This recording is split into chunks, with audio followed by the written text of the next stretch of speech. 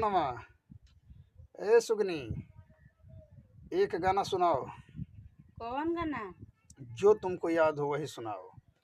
हमर सैया हवे कुतवलवा हम त लंगटे नचबो ना। हमर सैया हवे कुतवलवा।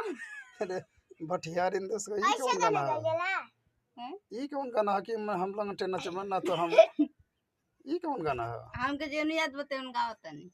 अरे यार सही गाओ।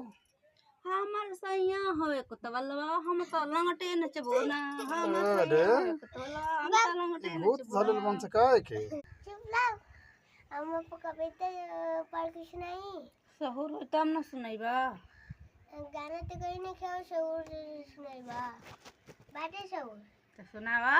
मछली जल की रानी है, जीवन उसका पानी है। हाथ लगाओ जल जल, बाहर निकालो मर जाएगी।